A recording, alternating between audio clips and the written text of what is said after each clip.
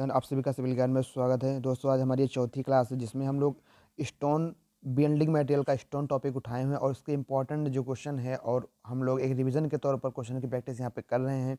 तो अगर आप चैनल पर नए हैं और इससे पहले अगर आपने वीडियो नहीं देखी हो तीनों वीडियो, तो उन वीडियो जरूर देख लीजिएगा। और आज ये आपकी चौथी क्लास है। अब जो कल आपकी क्लास होगी ब्रिक की होगी, जिसमें हम लोग ब्रिक के इंपॉर्टेंट क्वेश्चन करेंगे। तो आप लोग जो है ब्रिक का रिवीजन अब स्टार्ट कर दीजिए। अभी तक हमने स्टोन के लगभग 50 प्लस क्वेश्चन कर लिए हैं और अच्छे से रिवीजन भी कर लिया है। अब हम जो करेंगे यहाँ पे ब्रिक के क्वेश्चन करेंगे। ऐसा नहीं है, पहले हम लोग जो अभी क्वेश्चन कर रहे हैं कुछ थोड़ा बेसिक लेवल का है और अभी जो एग्जाम में आपके पूछे गए हैं, जैसे कि अभी आपके एग्जाम जैसे कि आपका हुआ एसएससी जेईई, उसमें जो क्वेश्चन आपके यहाँ है, जो भी विभिन्न प्रकार के एग्जाम आए हैं उनके भी हम क्वेश्चन लेकर आएंगे। पहले हम एक स्टैंडर्ड बुक की है उसके क्वेश्चन की प्रैक्टिस कर रहे हैं। अगर आप चैनल पर नए हैं तो चैनल को सब्सक्राइब जरूर कर लीजिएगा। देखो यार, पढ़ाई करते रहो। पढ़ाई हम कहते हैं चाहे यहाँ से पढ़ो, लेकिन पढ़ते रहो। बिना पढ़ाई किए मतलब जो है कुछ होने वाला नहीं है। तो आप लोग पढ़ाई को मत रोकिएगा, पढ़ते रहिए। किसी प्रकार की समस्या आती है तो कमेंट बॉक्स में आप कमेंट कर सकते हैं। अगर उसका समस्या का निदान हमारे पास होगा तो आपके समस्या का निवारण जरूर किया जाएगा। चलिए क्लास को स्टार्ट करते हैं, बढ़ते हैं पहले क्वेश्चन की तरफ। पहला क्वेश्चन आपका है stone masonry the direction of pressure line. जो आपकी स्टोन मेसोनरी होती है उसमें डायरेक्शन ऑफ प्रेशर लाइन कैसी होती है। शायद ये क्वेश्चन हम लोग कल कर चुके हैं, एक बार रिवाइज के तौर पर जल्दी से कर लेते हैं। तो हमने बताया था कि जो आपकी स्टोन मेसोनरी होती है तो वहाँ पे क्या होता है, जो लगने वाला फोर्स होता है उसके परपेंडिकुलर होता है। मतलब कि बी ऑप्शन यहाँ पे क्या होगा आपका करेक्ट होगा। परपेंडिकुलर टू नेचुरल बेड आपका होता है, ठीक है। 30 डिग्री पे नहीं होता, 45 डिग्री नहीं होता, वो क्या होता है परपेंडिकुलर होता है। तो इसको ध्यान रखना है। तो क्वेश्चन नंबर 23 का जो ऑप्शन नंबर बी होगा आप क्या हो जाएगा, वो राइट आंसर हो जाएगा। बढ़ते हैं अगले क्वेश्चन की तरफ।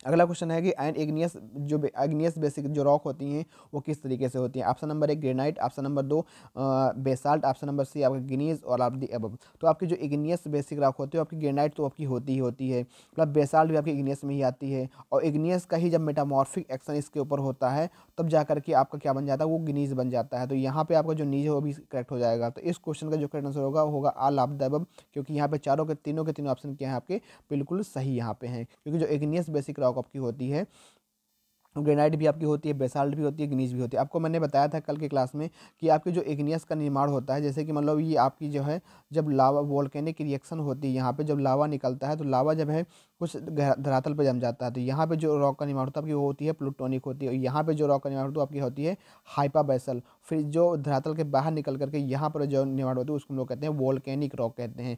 पर ये कि तीनों की तीनों जो क्लासिफिकेशन होती है वो इग्नियस के रॉक के अंतर्गत ही आती हैं। तो इसीलिए इस क्वेश्चन में जो आपका ग्रेनाइट हो गया, बेसाल्ट हो गया, ग्नीज हो गया, ये सब आपके इग्नियस बेसिक रॉक के अंतर्गत आते हैं। बढ़ते हैं अगले क्वेश्चन की तरफ। अगला क्वेश्चन आपका क्या कहता है। अगला क्वेश्चन है कि for stone Mohs scale is use to determine. जो मो स्केल के ऊपर हम लोग क्या निकालते हैं, पत्थरों की टफनेस को ज्ञात करते हैं, हार्डनेस को ज्ञात करते हैं, फ्लैकनेस इंडेक्स को ज्ञात करते हैं, कि ड्यूरेबिलिटी को ज्ञात करते हैं। तो आपको बताना है कि मो स्केल हम लोग क्या निकालते हैं। तो हमने इस क्वेश्चन को डिस्कस किया था कि मो स्केल हम लोग क्या हार्डनेस को निकालते हैं। आप सभी को पता है कि जो टाल्क होता है, टाल्क होती है उसकी हार्डनेस कितनी होती है, 1 होती है। आपको पता है कैल्साइट की कितनी होती है, 3 होती है। एपाटाइट की कितनी होती है, तो एपाटाइट की आपकी कितनी होती है, 5 होती है। फेल्सपार अगर आपसे पूछे कि फेल्सपार जो आपका स्टोन होता है उसकी कितनी होती है आपकी मो स्केल पे नंबर, तो 6 होती है। ठीक है। टोपाज को एग्जाम में पूछा जा चुका है, टोपाज का कितना होता है।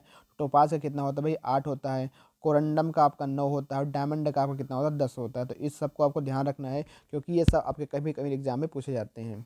ठीक है। अगला क्वेश्चन है कि अनस्टेटिफाइड जो स्टोन आपके होते हैं वो कौन से होते हैं। सैंड स्टोन होता है, भैया सैंड स्टोन तो आपका स्टेटिफाइड होता है। लाइम स्टोन भी आपका स्टेटिफाइड होता है। सेल भी आपका स्टेटिफाइड में आता है। पर आपका जो ग्रेनाइट होता है वो आपकी अनस्टेटिफाइड होती है। मतलब ये अनस्टेटिफाइड मतलब होती है कि परतदार संरचना, क्या इनके अंदर परतदार संरचना होती है, तो भैया ग्रेनाइट में नहीं होती है। तो ग्रेनाइट आपका जो अनस्टेटिफाइड स्टोन में आता है। ऑप्शन नंबर डी इसका क्या हो जाएगा, वो आपका करेक्ट आंसर हो जाएगा। इसको आपको ध्यान रखना है। आगे बढ़ते हैं। अगला क्वेश्चन आपका है, अगला क्वेश्चन है मैच लिस्ट करना है। टाइप, एक तरफ आपको टाइप ऑफ रॉक दिया गया है, दूसरी तरफ आपको ट्रांसफॉर्म्ड रॉक दिया गया है। जैसे अगर हम बात करें यहाँ पे जो आपकी आर्जिलिशियस रॉक होती है, तो आर्जिलिशियस रॉक कौन सी होती हैं, सिलिशियस क्या होती हैं, आपकी कैल्सियस क्या होती हैं। तो मतलब मिनरल के बेस में क्लासीफाई करना है। तो आपकी जो आर्जिलिशियस होती है, स्लेट जो आपकी सेल से बनती है, तो आपकी जो स्लेट होती है आपकी आर्जिलिशियस होती है। इसका तो एक हो जाएगा 1। सिलिशियस क्या होती है, सिलिशियस मतलब कि सिलिका कंटेंट किसमें होता है, तो आपकी जो क्वार्ट्जाइट होता है, क्योंकि क्वार्ट्जाइट आपका जो है सैंड स्टोन से बनता है। किससे बनता है, सैंड स्टोन से आपका ये बनता है, जब क्वार्ट्ज आपका जो है सैंड स्टोन से आपका बनता है, तो इसीलिए ये आपकी सिलिशियस रॉक हो जाती है। अगर हम बात करें कैल्सीरियस की, क्या होती है आपकी डोलोमाइट होती है, क्योंकि कैल्सीरियस में क्या होता है CaCO3 कैल्शियम कार्बोनेट होता है आपका, और जो कि डोलोमाइट के अंदर ये पाया जाता है। तो इसलिए ए का हो जाएगा 1, बी का हो जाएगा 3 और सी का हो जाएगा 2। इस तरीके से आपको क्या मैच द फॉलोइंग करनी होती है। आगे बढ़ते हैं। कुछ नहीं था क्वेश्चन में, जो मिनरल के बेस पे क्लासिफिकेशन होता है उसको आपको बताना होता है। आगे बढ़ते हैं। आगे है match list 1 with list second with regarding to stone and select the correct answer. आपको बताना है जैसे कि स्मिथ टेस्ट होता है, जो क्योंकि स्टोन के अंदर कुछ टेस्ट भी होते हैं ना, जैसे स्मिथ टेस्ट हो गया, बेराड टेस्ट हो गया, हार्डनेस टेस्ट हो गया, एट्रिसन टेस्ट होगा। तो आप सभी को पता है स्मिथ टेस्ट जो होता है आपको ड्यूरेबिलिटी के लिए होता है, ठीक है। और बेराड टेस्ट आप जो है फॉरेस्ट जो आपका फॉरेस्ट जो फ्रोस्ट होता है, ये फ्रोस्ट है, फ्रोस्ट रेजिस्टेंस के लिए होता है, ठीक है। और हार्डनेस टेस्ट जो आपका मो स्केल पे किया जाता है, और आपका एट्रेशन टेस्ट जो है डेबल टेस्टिंग मशीन से किया जाता है। तो इसको आपको ध्यान रखना है। मो स्केल पे हम लोग हार्डनेस टेस्ट करते हैं, तो ए का हो जाएगा 1, बी का हो जाएगा 2 और सी का हो जाएगा 4 और डी का हो जाएगा आपका 3। तो इस तरीके से आपका जो है मैच ऑफ द फॉलोइंग कर लेना है। बढ़ते हैं अगले क्वेश्चन की तरफ। अगला क्वेश्चन आपका है कि which one of the following pair is correctly match. इसमें बताना है कि कौन सा पेयर जो है करेक्टली मैच है। एक तरफ आपका टाइप ऑफ रॉक दिया इग्नियस सिलिशियस, फिर आपका दिया आर्जिलेसियस, फिर आपका दिया मेटामॉर्फिक। तो भैया इग्नियस क्योलिन क्या आपका क्योलिन आपका इग्नियस में आता है, गलत है। क्योलिन आपका जो आर्जिलेसियस रॉक में आता है, किस में आता है, आर्जिलेसियस में आता है। सिलेसियल लेटराइट, लेटराइट भी आपका सिलेसियस नहीं होता है, ठीक है। और आर्जिलेसियस क्वार्टजाइट, क्वार्टजाइट आपको किससे बनता है, ये आपको बनता है सैंड स्टोन से बनता है, तो इसके अंदर सिलेसियस होता है, ना कि आर्जिलेसियस भी नहीं होगा। तो पूछा है कि कौन करेक्टली मैच है, तो मेटामॉर्फिक आपका मार्बल, जो मार्बल आपका होता है ये मेटामॉर्फिक एक्शन से बनता है, क्योंकि मार्बल आपका लाइम स्टोन से बनता है। किससे बनता है, लाइम स्टोन से आपका बनता है। इसको आपको ध्यान रखना है कि आपका यहाँ पे जो करेक्ट आंसर होगा डी ऑप्शन क्या हो जाएगा, आपका करेक्ट आंसर हो जाएगा। अगला क्वेश्चन है कि stone generally use for railway ballast. अगर आपकी जो रेलवे बेलास्ट होती है, तो रेलवे बेलास्ट में कौन सा स्टोन यूज किया जाता है। Option number 1 sandstone, dolomite, marble और बेसाल्ट और ट्रैप। तो यहाँ पे भैया जो आपका यूज किया जाता है वही आपका यही वाला ही स्टोन होता है, बेसाल्ट और ट्रैप जो आपका होता है ये यूज किया जाता है, ठीक है। तो बेसाल्ट और ट्रेप जो है आपका रेलवे बेलास्ट में यूज किया जाता है, जिसको आपको ध्यान रखना है। क्वेश्चन नंबर 4 मार्बल वगैरह तो भैया ऑर्नामेंटल वर्क में यूज किया जाता है, इसको ध्यान रखना ऑर्नामेंटल वर्क में, क्योंकि ये अच्छे सजावटी कार्यों में इसका यूज किया जाता है, ठीक है। अगला क्वेश्चन आपका है Smith test is performed on stone on determining. अभी अपने पीछे देखा था कि स्मिथ टेस्ट पूछा था। स्मिथ टेस्ट किसके लिए होता है, स्पेसिफिक ग्रेविटी के लिए, गलत बात है। वाटर एब्जॉर्बेशन के लिए, गलत बात है। सोल्यूबल एंड क्लेमेटर के लिए, गलत बात है। हार्डनेस के लिए तो हम लोग वो करते हैं यार, मो स्केल वाला कर देती है तो होगा नहीं। स्पेसिफिक ग्रेविटी नहीं करते स्मिथ टेस्ट के लिए। वाटर ऑब्जर्वेशन के लिए तो अलग टेस्ट होता है। तो बचा क्या आपका option number 3 soluble and clay matter अगर जो होता है वो स्मिथ टेस्ट, जिसको हम लोग कहते हैं ड्यूरेबिलिटी, कि कितना ड्यूरेबल है हमारा स्टोन की नहीं ड्यूरेबल है, उसके लिए ड्यूरेबिलिटी टेस्ट आपका ये परफॉर्म किया जाता है। तो क्वेश्चन नंबर 34 का जो आपका जो राइट आंसर होगा वो हो जाएगा आपका क्या, सोल्यूबल एंड क्लेई मैटर के लिए। Option number 3 is the right answer इसका हो जाएगा। आगे बढ़ते हैं। अगला क्वेश्चन है crushing strength for most of the building should be more than. जो क्रशिंग स्ट्रेंथ अब स्टोन होती है वो किससे अधिक होनी चाहिए, मतलब किससे अधिक होनी, 500, 1000, 1500 या 2000। तो ऑप्शन नंबर बी द यहाँ पे क्या हो जाएगा, आपका करेक्ट आंसर हो जाएगा, क्योंकि जो क्रशिंग स्ट्रेंथ आप होती है वो 1000 किलोग्राम पर सेंटीमीटर स्क्वायर या 100 मेगा पास्कल भी आपका कहीं कहीं देखने को मिलता है, इससे अधिक होनी चाहिए, ठीक। आगे बढ़ते हैं। आगे क्वेश्चन, हाँ क्वेश्चन नंबर 37, ठीक है। 37 क्वेश्चन क्या है, ग्रेनाइट इज नॉट। देखो कुछ क्वेश्चन को हमने मैं भी चीज़ में स्किप भी कर दिया, क्योंकि बार बार क्वेश्चनों को रिवीजन कर, बार बार क्वेश्चनों को बार बार वही क्वेश्चन बार बार आ रहे थे, तो मैंने उन क्वेश्चनों को छोड़ भी दिया है। और क्योंकि टाइम ज़्यादा ख़राब ना हो, क्योंकि वही क्वेश्चन बार बार करेंगे, इससे अच्छा है नए क्वेश्चन वहाँ पर हम लोग एड ऑन कर लें। तो अगला क्वेश्चन है question number 37, granite is not suitable for ordinary building purpose because. जो ग्रेनाइट आपकी होती है वो आपकी सुटेबल नहीं होती है, किसके लिए, ऑर्डिनरी बिल्डिंग पर्पज के लिए। ऑप्शन नंबर 1 क्योंकि, कह रहे हैं क्योंकि it can not be polish, इससे पॉलिश नहीं की जा सकती है। Option number B it is not a fire proof material, यह कोई फायर प्रूफ मेटेरियल नहीं है। It is costly, it has less crushing strength. तो देखो भैया जो ग्रेनाइट होती है वो सुटेबल क्यों नहीं होती, क्योंकि वो बहुत ज़्यादा कॉस्टली होती है। एक नॉर्मल जो है घरों में लिए हम लोग ग्रेनाइट का यूज नहीं कर सकते हैं, ठीक है। तो इट इज़ कॉस्टली होता है, ये आपको बताना था इसमें, क्योंकि क्वेश्चन पूछा है कि क्यों सुटेबल नहीं होता है, तो क्योंकि ये बहुत ज़्यादा कॉस्टली होता है, इसलिए जो है वो सुटेबल नहीं होता है। ऑप्शन नंबर सी यहाँ पे जो हो जाएगा आपका, वो क्या जाएगा, राइट आंसर हो जाएगा। जो ग्रेनाइट आपकी होती है ना, ग्रेनाइट, जो ग्रेनाइट आपकी रॉक होती है ये आपके इग्नियस में आती है। किस में आती है? इग्नियस रॉक के अंतर्गत आती है। अगर पूछे कि फिजिकली कैसे होती है देखने में, तो ये भैया अनस्ट्रेटिफाइड होते हैं, क्योंकि लेयरदार नहीं, ये एक साथ ही इसका संरचना का निर्माण होता है। अगर पूछे कि केमिकली मतलब इसके अंदर कौन सा केमिकल होता है प्रेजेंट, तो ये आपकी जो है इसके अंतर्गत सिलिशियस होती है, सिलिशियस रॉक के अंतर्गत आती है। और ग्रेनाइट का जब मेटामॉर्फिकेशन होता है वो तो आपकी कौन सी बनती है? GNEISS, गिनीज बन जाती है। ठीक है, इस बात का भी आपको क्या करना है, ध्यान रखना है। आगे बढ़ते हैं। अगला क्वेश्चन है कि attrition test on stone is done to find out the, जो एट्रेशन टेस्ट होता है वो किस लिए किया जाता है? तो भैया आपको पता होना चाहिए, कंप्रेसिव स्ट्रेंथ, हाँ, हार्डनेस के लिए तो हम लोग मोइस को पढ़ते हैं। टफनेस के लिए हम लोग जो है इम्पैक्ट टेस्ट पढ़ते हैं। ये कंप्रेसिव स्ट्रेंथ निकालने के लिए आपका जो कंप्रेसिव स्ट्रेंथ टेस्ट किया जाता है। लेकिन रेट ऑफ वियर, जो आपका रेट ऑफ वियर होता है वो एट्रेशन टेस्ट के अंतर्गत आता है। तो इस क्वेश्चन का जो करेक्ट आंसर होगा वो हो जाएगा सी ऑप्शन, क्या हो जाएगा इसका, क्या हो जाएगा, करेक्ट आंसर होगा। बढ़ते हैं अगले क्वेश्चन की तरफ।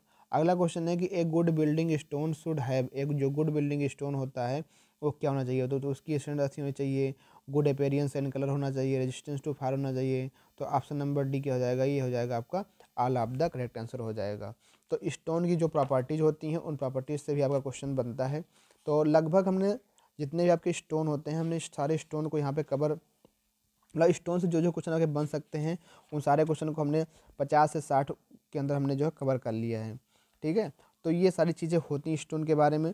ऐसे अगर आपसे पूछा जाए कि जो इनकी जो क्वालिटी होती है, जैसे जो एक गुड बिल्डिंग स्टोन होता है तो उसकी जो कंप्रेसिव स्ट्रेंथ या क्रशिंग स्ट्रेंथ कहते हैं ग्रेटर देन 100 या 1000 किलोग्राम पर सेंटीमीटर स्क्वायर से अधिक होनी चाहिए। अच्छा, कभी कभी हार्डनेस पूछ लेता है कि जो हार्डनेस होता है कोफिशिएंट हार्डनेस वो ग्रेटर देन कितना होना चाहिए, 17 होना चाहिए, इस बात को रखना। परसेंटेज ऑफ वियर, जो वियर एंड टेयर हम लोग करते हैं तो वो 3% से अधिक नहीं होना चाहिए। ठीक है, स्पेसिफिक ग्रेविटी जो होती है स्टोन की तो वो जो है ग्रेटर देन 2.7 या 2.6 से 2.8 के बीच में होती है, इस बात को ध्यान रखना है। ठीक है, तो ये सारी चीज़ें होती हैं जो स्टोन के बारे में होता है। हार्डनेस टेस्ट के लिए एक फार्मूला भी आता है, जो हम लोग हार्डनेस टेस्ट कोफिशिएंट हार्डनेस निकालते हैं वो कितना है 20 minus loss in weight in gram divide by 3। तो ये वाला फार्मूला भी आपको ध्यान रखना है, क्योंकि कभी कभी क्वेश्चन पूछ लेता है इस यहाँ से भी कि जो है जो हम लोग हार्डनेस टेस्ट करते हैं तो वहाँ पे कौन सा फार्मूला यूज होता है, तो यही आपका होता है कोफिशिएंट ऑफ हार्डनेस का 20 minus loss in weight in gram upon weight by 3, ये आपका होता है। तो इसको ध्यान रखना है। बढ़ते हैं अगले क्वेश्चन की तरफ। अगला क्वेश्चन है the stone that exhibit highest compressive strength. तो ऑप्शन नंबर आपके पास है स्लेट, और आपके पास ऑप्शन नंबर है गिनीज, और आपके पास लाइम स्टोन, और आपका है ग्रेनाइट। तो आपको बताना है कि इनमें के अंदर जो है सबसे अधिक कंप्रेसिव स्ट्रेंथ किसकी होती है? तो यह गिनीज की होती है, नीज की, जो आपकी नीज होती है, क्योंकि इसमें हाई प्रेशर और हाई उससे बनती है टेम्परेचर पे, तो ये आपकी नीज होती है, क्योंकि इसकी जो कंप्रेसिव स्ट्रेंथ होती है लगभग 200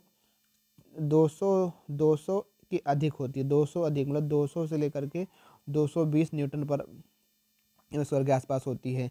जबकि आपकी जो है अगर हम बात करें स्लेट की जो होती है 75 से 200 के बीच में ही होती है। लाइम स्टोन की लगभग 50 के आसपास होती है। तो इसमें जो है सबसे अधिक गिनीज की ही होती है, जो कि आपकी होती है 200 से 210 या 220 के आसपास।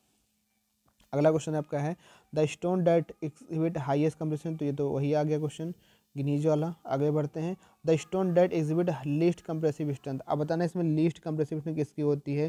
तो यह सबसे जो लीस्ट कंप्रेसिव स्ट्रेंथ होती है वो आपकी होती है लेटेराइट की। ऑप्शन नंबर सी इसका हो जाएगा, करेक्ट आंसर हो जाएगा। अगला क्वेश्चन है the stone which exhibit more fire resistance characteristic. तो फायर रेजिस्टेंस की बात करें तो कॉम्पैक्ट सैंडस्टोन जो आपका होता है वो मोर फायर रेजिस्टेंस होता है, क्योंकि फायर को ज़्यादा रेजिस्ट कर पाता है। तो यह द कॉम्पैक्ट सैंडस्टोन। तो क्वेश्चन ऑफ का डी ऑप्शन आपका हो जाएगा, आपका करेक्ट आंसर हो जाएगा। अगला क्वेश्चन की तरफ बढ़ते हैं। अगला क्वेश्चन है कि most weather resistant metamorphic rock is most weather resistant. भैया तो वेदर रेजिस्टेंट में आपकी कौन सी होती है? आप सभी को पता है most weather resistant metamorphic rock कौन सी होती है? तो भैया वो होती है आपकी क्वार्ट्ज़ाइट, आपकी जो होती है मोस्ट वेदर रेजिस्टेंस भी आपको देखने मिलती है। अच्छा, क्वार्ट्ज़ाइट होता है कि आपका ये स्लेट होता है? आपको बताना है कमेंट बॉक्स में कि स्लेट और क्वार्ट्ज़ाइट जो मोस्ट वेदर रेजिस्टेंट होती है। आपको होमवर्क क्वेश्चन है, आपको बताना है कि मोस्ट वेदर रेजिस्टेंट कौन सी होती है, स्लेट या क्वार्ट्ज़ाइट, आपको बताना है कमेंट बॉक्स में। द कॉन्स्टिट्यूएंट रिस्पॉन्सिबल फॉर, अगला क्वेश्चन है आपका, the constituent responsible for strength in granite, कौन सा कॉन्स्टिट्यूएंट होता है ग्रेनाइट के अंदर? आप सभी को पता है ग्रेनाइट के अंदर आपका जो है क्वार्टज भी होता है, फेल्सपार भी होता है, माइका भी होता है, पर जो रिस्पॉन्सिबल होता है स्ट्रेंथ के लिए वो कौन सा होता है? तो भैया क्वार्टज जो आपका होता है वो रिस्पॉन्सिबल होता है स्ट्रेंथ के लिए। तो इस क्वेश्चन का जो करेक्ट आंसर होगा वो हो जाएगा 44 का सी ऑप्शन बिल्कुल करेक्ट हो जाएगा। अगला क्वेश्चन है the constituent responsible for strength granite, तो क्वार्टज, ये भी वही क्वेश्चन आ गया same. The tool use for quarrying of stone, अगर हमको स्टोन का क्वेरिंग करनी है उसके लिए हम लोग कौन सा करते हैं? तो आपका होता है जंपर। यहाँ पे जो है जंपर, ये सब आपको स्मेलिंग हैमर, डिपर, ये सब आपके इसमें कहते हैं। जो हम लोग जब, हाँ वहाँ पे जब क्या कहते हैं प्राइमिंग ड्रिल वगैरह यूज करते हैं, उसको हम लोग चट्टानों को तोड़ना होता है, उस तरीके से जब ब्लास्ट करना होता है तब वहाँ पे हम लोग इसका यूज करते हैं। बाकी अगर क्वेरिंग के लिए पूछा है तो जंपर का यूज किया था क्वेरिंग के लिए। ऑप्शन नंबर सी इसका हो जाएगा, करेक्ट आंसर हो जाएगा। अगला क्वेश्चन है the compressive strength of stone is found out by, तो क्रशिंग से होता है, एड्रेस हम लोग वियर एंड टियर निकालते हैं, हार्डनेस से मोस्कल निकालते हैं, इम्पैक्ट से आपका जो है इम्पैक्ट टेस्ट हम लोग यहाँ पे करते हैं। तो पूछा है कंप्रेसिव स्ट्रेंथ ऑफ स्टोन के लिए, तो हम लोग क्या करते हैं? तो कंप्रेसिव स्ट्रेंथ के हम लोग क्रशिंग स्ट्रेंथ टेस्ट करते हैं। इसको ध्यान रखना है, ग्रेटर देन 100 मेगा पास्कल, या आपका जो है 100 किलोग्राम परसेंटेज का इसकी स्ट्रेंथ होनी चाहिए, इससे कम नहीं होनी चाहिए ये गुड बिल्डिंग स्टोन की। तो ये हो गई बात भैया स्टोन की। तो आज हमारा स्टोन लगभग पूरा ख़त्म हो चुका, जितने क्वेश्चन यहाँ से बनते हैं। और भी हम क्वेश्चन यहाँ पे करेंगे स्टोन की, ऐसी बात नहीं है। पर अब हमारा जो नेक्स्ट टॉपिक होगा, नेक्स्ट टॉपिक हम लोग क्या करेंगे? ब्रिक का करेंगे। ठीक है, ब्रिक हम लोग पढ़ेंगे। ब्रिक के सारे आपको रिवाइज कर लेना है, सारे उसके कॉन्स्टेंट के बारे में, उसकी क्या रिस्पॉन्सिबिलिटी होती है। बाकी हम नेक्स्ट क्लास जरूर ब्रिक के अंदर करेंगे। तो आप लोगों से गुजारिश है यार, क्लास को ज़्यादा शेयर करो और पढ़ाई मत रोको, पढ़ाई करते रहो।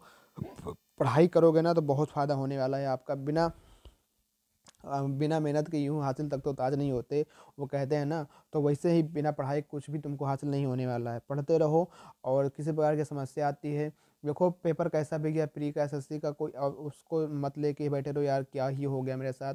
तो होता है यार, उसके लिए परेशान नहीं होना है, आपको अपनी तैयारी को जारी रखना है और अपने आप को इम्प्रूवमेंट करते रहना है। अब इम्प्रूवमेंट ज़रूरी है। देखो यार, इम्प्रूवमेंट अगर अपने आप में नहीं करोगे ना तो बहुत दिक्कत होने वाली है।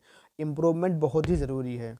इंसान को मतलब जो है, एक कहते ना बहते हुए पानी, पानी अगर फ्लो कर रहा है तो उसमें कभी गंदगी नहीं आएगी। आप कभी देखना, अगर कहीं भी पानी अपने गांव के आसपास देखना, अगर कहीं पानी इकट्ठा हो जाता है ना तो उसमें बदबू आने लगती है, उसमें जो है देश भर के कीड़े मकोड़े सब पनप जाते हैं। लेकिन अगर कोई फ्लोइंग पानी होता है तो उसके अंदर किसी प्रकार की कोई भी समस्या नहीं आती। इसी प्रकार अपने आप को स्थिर मत रखना, ज़िंदगी में हमेशा आगे बढ़ते रखना। अगर तुम आगे बढ़ते रहोगे ना तो कोई माई का लाल तुम्हें कभी मतलब रोक नहीं सकता यार, ये बात तो है। ठीक है, अगर आप अपने आप में ऐसे ही तुम हार गए कि यार मुझसे क्या ही होगा क्या नहीं, तो बहुत कुछ नहीं कर पाओगे आप। तो हमेशा ज़िंदगी में आगे बढ़ते रहो और रुको मत, और अपनी पढ़ाई को जारी रखते रहो। ठीक है, तो हमने यहाँ पे देखो धीरे धीरे करके हमने पूरे स्टोन के क्वेश्चन कर लिए हैं।